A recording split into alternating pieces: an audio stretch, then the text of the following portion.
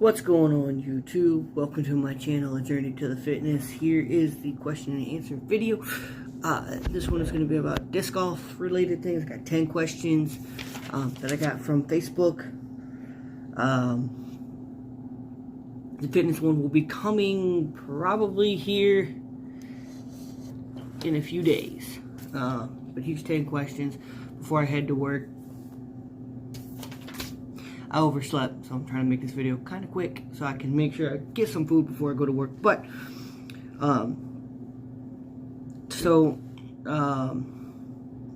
start this off with this one question right here. I kind of bit the guy head off, I'm not gonna lie, because I felt like he was coming at me, and didn't exactly like that, and I was kind of a douche. So sorry to you, my dude. I know I apologized in the feed, but I wanted to also apologize in the video. That's not what I'm about. We can have difference of agreement or difference of opinions, and I let my ego get to me there a little bit. So wanted to say that. But the first one that he brought up was why am I using Facebook to ask questions? And then he also prefaced that with, this is a good one, if you birdie a hole and you're the only one in your card to birdie a hole, are you able to are you able to give that away? So basically what he means by that is when you whoever really birdies is the one that goes first.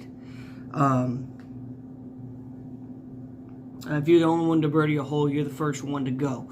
And then basically, if you if two people birdie, then you look from the hole before, and it kind of goes in ascending order like that. So to my knowledge, I don't believe you can give that away. I know I do when I play with my buddies, but in an actual tournament round, I don't believe that you can because it is an ascending order. But like I said, if you're with your buddies and it's casual, yes, you can. But, and the other question he had about Facebook is it's only really social media that I have, and I don't have a following that I could do it on here. So, there's that one. So, that's one out of the way. Alright. Question 2. What is the best throwing putter? Now, this question was really funny because the guy actually had a putter in mind. He had an Envy, which I do actually throw. I have one in my bag. I don't think it's my favorite though. And really, I'm gonna say my favorite. I know he wanted me to have the best, but it really depends on what you like and what feels good in your hand. But my favorite is probably the Tour Series Luna. I throw it all the time. I'm not throwing it right now. I'm actually throwing a base plastic Luna during the winter because I don't want to crack my Tour Series Lunas because it gets cold in Ohio. But definitely one of my favorites. Or probably my favorite. Yeah. Even though Envy is probably second. I do throw one right now. But forgot about this one. Third question is, why are trees? So, I'm going to preface this question with what I'm going to guess he's getting at is, because I didn't actually ask. Some of these people I did ask to make sure, but that's what I didn't. But why are trees? I'm going to guess is, why are there disc golf courses with trees? It's because it adds character to the course. I mean, I play, we have a few courses around us that are just open fields, and that's not as fun as, that's really not as fun as wooded courses.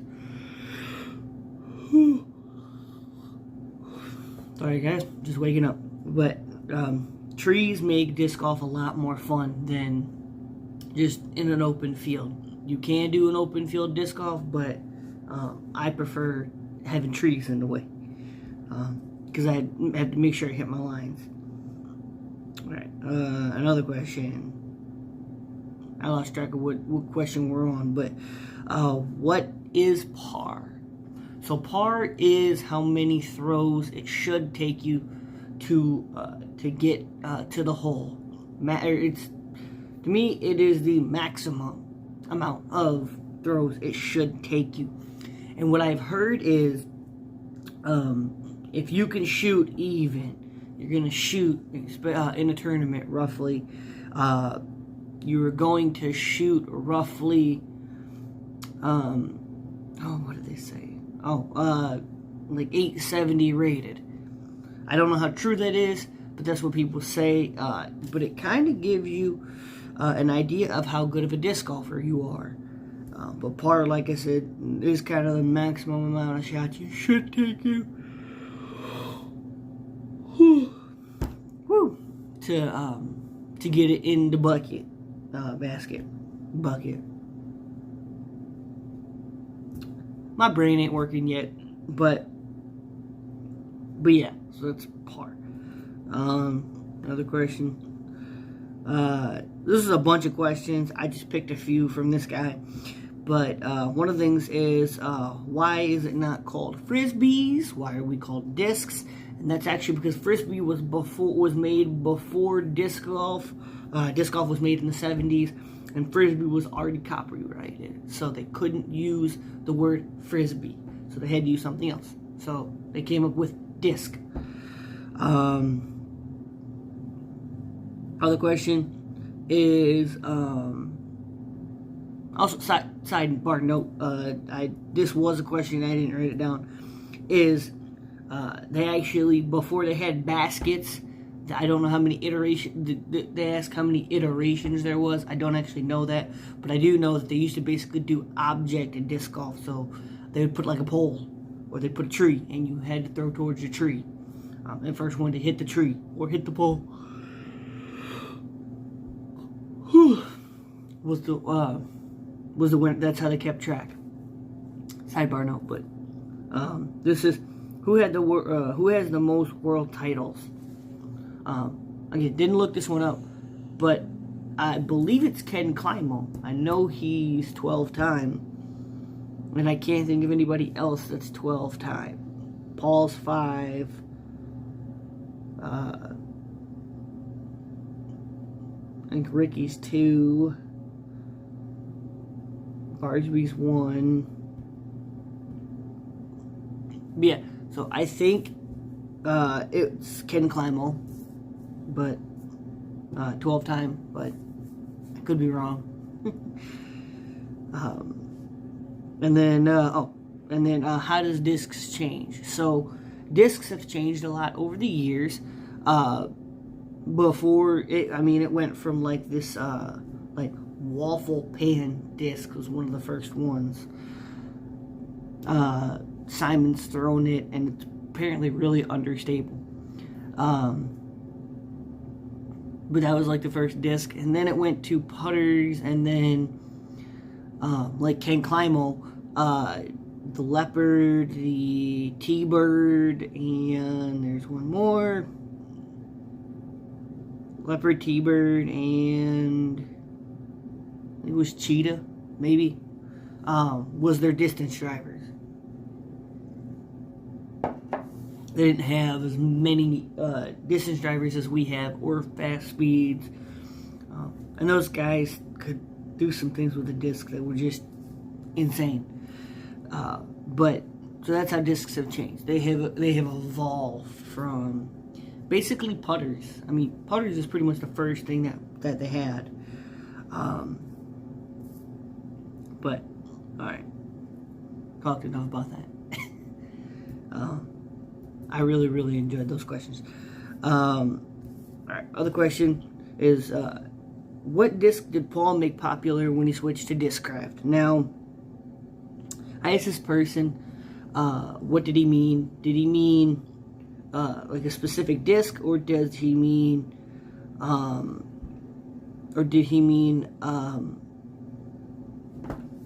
just lost my train of thought. Like the grouping of discs that he made. So Paul kind of has his own line: the Luna, the Onyx, the Hades, the Kong, the Zeus.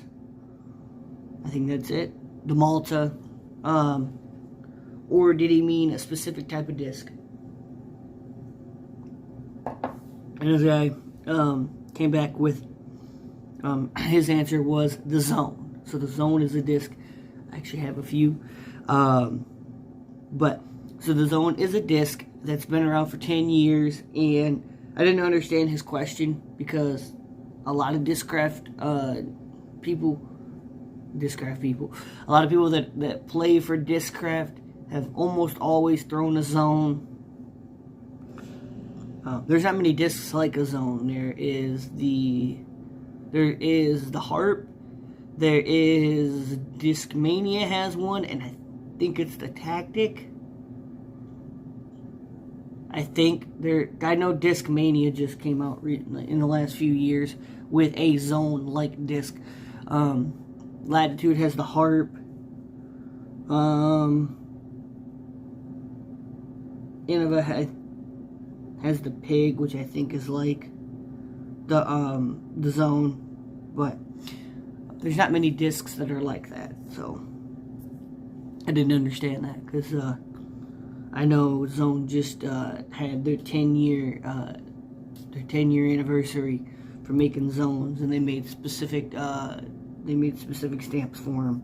So I didn't understand that question, but wanted to point that out. Okay, all right. Getting into some of the hard ones. All right, this one. What was Michael Johansson's favorite disc? Now, I was trying to figure this one out, actually. And I believe it was the Comet or the Meteor. I know Brody Smith really likes the Meteor now, but I think Michael Johansson was the first one to like the Meteor, if I remember right. Or the Comet. He stood by those two discs. But I don't remember right offhand. I know it was mentioned in a video. I know it's been mentioned more than once in a video. Oh my goodness. How am I going to get to work? I need some caffeine. But, and it's getting close to time to leave. If you guys are wondering, I keep checking my watch. My watch, light up.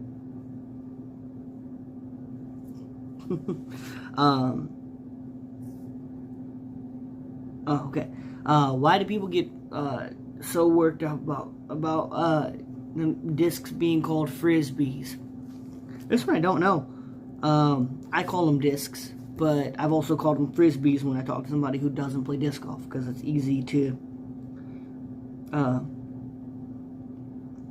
You say disc, people don't know what you're talking about. You say frisbee, okay. Then I always make the distinction there a little bit different, but I think it just kind of comes back to frisbee is not what they're called because of copyright. But I don't know. Honestly, I don't know. Number one, I have one more that I skipped because it's going to take a little bit longer, but number one, and this one I actually looked up because I was super curious.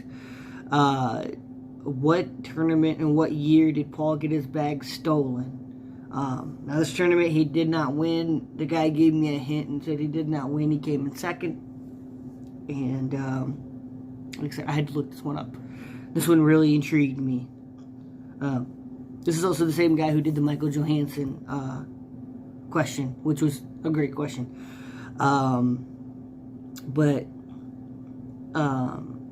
Yeah. So, what tournament did Paul get his bag stolen, and what year? That would be 2015, the Memorial, and he came in second, and that was a really fun question. I actually had to look that one up, though.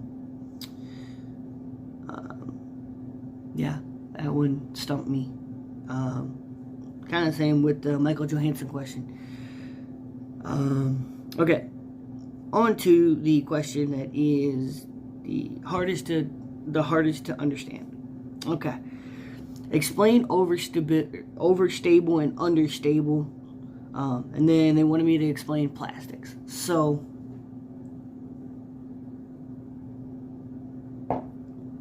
the plastic parts really depends on your brand. They all kind of have the same ascending order.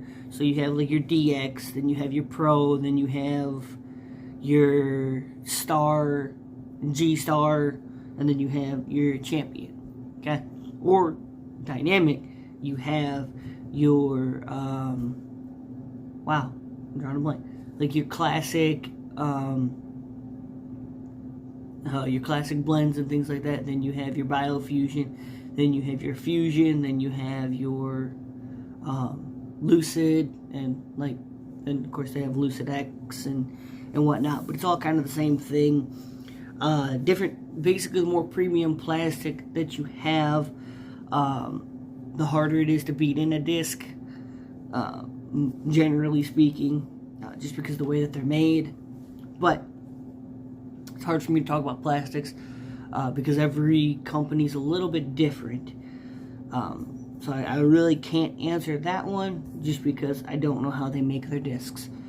But overstability and understability. So the misconception with this one, I was really looking forward to talking about this one, is the misconception of understable and overstable and stable. A lot of people don't understand there is a stable version. So what I mean by that, so understable is, actually, do I have one of my discs? Hang on. I brought two pretty much the same disc. So this is two of my buzzes. Okay, so a buzz. Disc a lot of people use. Now, I brought two of them. These are pretty stable to me. What I mean by that is I can put these on a line and they hold it. If it's understable, okay, you put it on a line, it's gonna turn over, which has to do with the rim. Not so much this part of the rim, but this part of the rim is kind of where stability comes from. But also pop-toppy. So basically, if there's dome or if it's flat. These are actually pretty flat. I really like these. I should probably put this back in my bag. But, so, understable is once you get the disc up to speed, okay, right, because of the angle of all of this, is it going to turn over? So I'm lefty, so it would turn right. Okay? That's understable. Stable, and the one that a lot of people mix up, is I release it and it stays on that line, okay? Whether it's here or here, okay, it's gonna stay on this line. So it doesn't deviate. So it doesn't flip over, right? Or it doesn't hyzer back. It stays on it, right? So if I throw it on an anti line, okay, and it stays, and it doesn't flip over more, it just stays on this line, that's stable. And that's one thing that a lot of people mistake. And then overstability is it coming back, as we all know. So discs, as they slow down, get stable. But there are certain discs that you can throw like this, it will pop up to flat, and then dump, okay? But it's not to say that the hyzer flip, which is a whole different shot and a whole different video, is the thing. But overstability is basically how much it will dump, okay? And it's generally to the opposite side of your arm. So if I'm lefty, it's dumping right. If I'm righty, it's dumping left. But overstability, again, comes to this and how flat the disc is. I wish I could bring out one of my Firebirds, but it's more time right now than I have. Hope you guys enjoyed this. Man, I'm itching to play right now, but I gotta go to work. But I'm gonna head to work, so just want to make this quick video. Hopefully this ain't super bad and y'all aren't bored. But anyway, guys, that's it. Peace.